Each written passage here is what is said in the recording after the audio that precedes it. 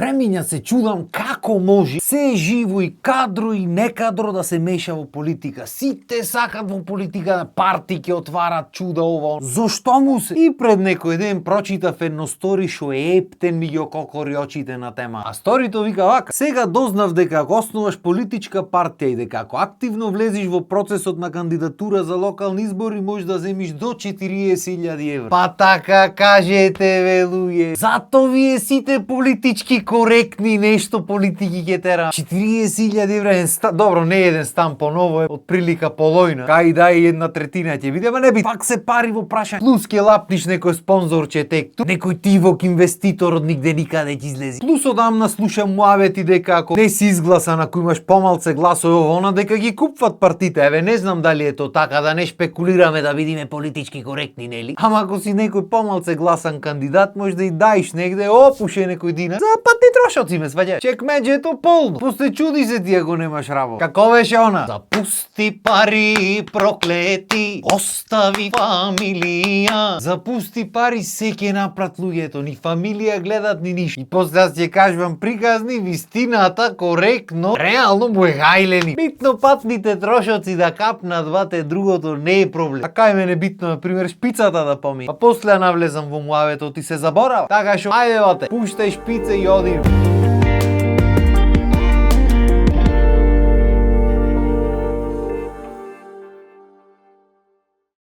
За покрај парите, како мотив да влезеш во политиките, а многу луѓе му е мотив позиција или моќта што таа позиција ја носи. А колку луѓе сакат да се моќни, да се на позиција кај што ќе наредва, знаејќи дека самата таа позиција е една фарса, што би рекле по телевизиите, или лага понаа. Оти ако едно нешто научи во векот по телевизија одење, тоа е дека ништо не е така како што ви изгледа вас. Почнувајќи од ентериерот во студијата па се натаму. Освен ова студија, ова не е телевизиско студио, ова е моето студио.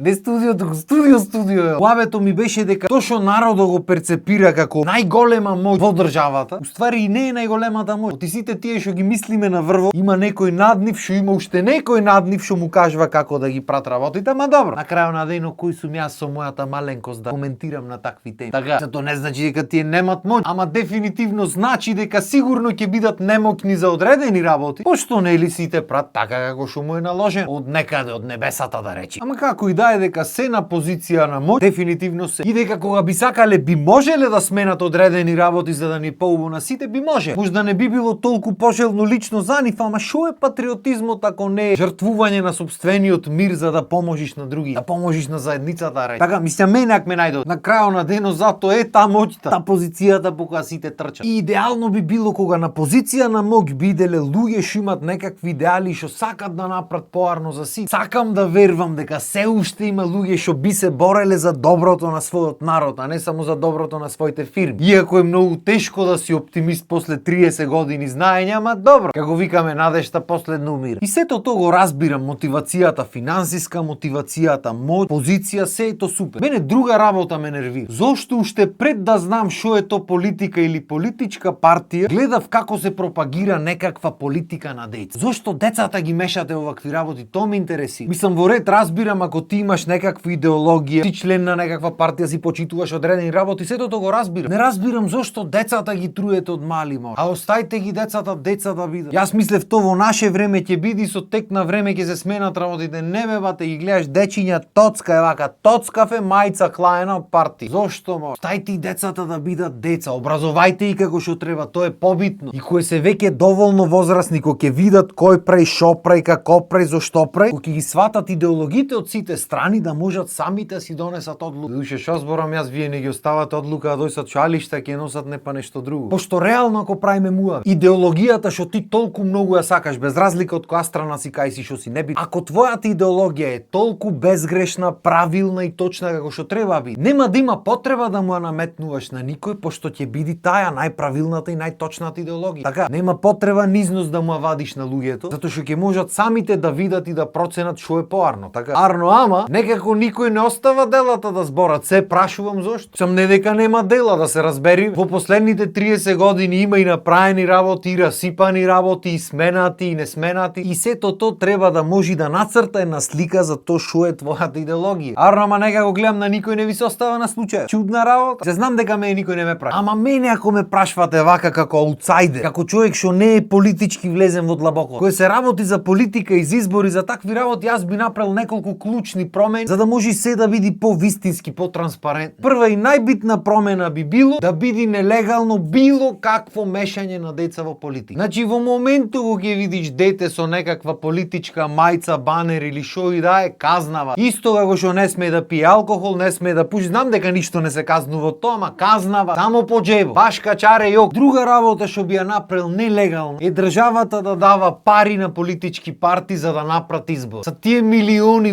парите не си ги знаат мора. Па јас сите луѓе што ги познавам, а познавам многу, да ги соберам заедно и да ги изваиме сите пари, не моеме за прстето мало да му се фатиме на било која партија. Тој инвеститори, инвестиции, странски инвеститори колку има, тие не знаат кај да и потрошат побрзо, овие земат пари му дават. А вам у болниците немат амбулантни возила, лекои нема, учениците книги нема. То ништо нема, овие на партиите парината на од буџетот во буџетот, да не оđe во други. Боже, трета работа што би ја направил нелегална, петување на планини и доли. Значи во моментот кога ќе почне некој да кажува дека ќе направи нешто што нити некогаш го направил, нити ќе се направи некога, дисквалификација директ и казнавате. Или уште поарно, ја пишиш програмата, до крајот на приказната ја доставуваш пополнетава. Ако не ти е пополнето се што имаш кажано, казнавате. По џебо на сите што се дел таму од та програма. Да виш како ќе мислат сите што пишат оти. Не е така едноставно да ги направи сите работи што ти кажа. Мислам се докажало во минатото, така? А бога ми тек допрва ќе се докаже. Четврта работа што дефинитивно би ја забранил со закон е рекламирање сегде и секаде во век и веков ами. Значи дојдат избори, не можеш ништо нити да отвориш, нити да пуштиш, нити да направиш. Доста море. Мислев да се немал. Прено 5-6 години кога бев низ Европа се погоди кога бев Германија да има избор. И то баш последните 2 недели од избори. Па едно 200.000 пати го поминав тој Келн уздолж и попреку со точак, со пешки, со све живо. Дали на 3 места видов плакат што не ни можеш да го види? Мислиш плакат за свирка на некој, за некој концерт? Ништо, ни на телевизија, ни на рад, нигде брат. Ги прашвам тие германците, колегите, музичарите, појма неаме ве, нити кој е, нити шо е, нити шо избори. Овде кај нас дете од 2 години да го прашаш ке ти ги нареди сите наи. И зависно од која страна е одма ќе ти кажи кој е предавник, кој не е. И ете имаме примерен тон македонци моментално во Германија. Прашајте било кој дали познава германец, некој што е дел од некоја германска партија или во Шведска, било каде. Ете баш прашајте, баш ме интересира дали некој воопшто познава човек што е дел од партија. И прашајте се себе си дали познавате некој што не е дел од партија тука кај нас. И ако се прашвавте зошто не ќам да зборам за политика, баш заради ова не ќам да зборам на вакви теми безвезни, пошто едноставно не можеш да не се воспалиш друго правиш муаве. Дури нереално е каква е ситуацијата, ама ете таква. И нереално е кога има за што да се збора колку брзо ми врви времето на епизодата, ама за жал тоа е. Мора негдите да заврши. Така што доста е за денес да не се воспалам уже поќе. Па да претераме работата. А можда некој мисли дека и веќе ја претеравме. На крај на денот знаеш како? Кој те праша бе бату? Така, барем јас тука не морам да бидам политички коректен. Кој како си ја нареди? Толку од мене за денес. Поздрав, имајте убав ден.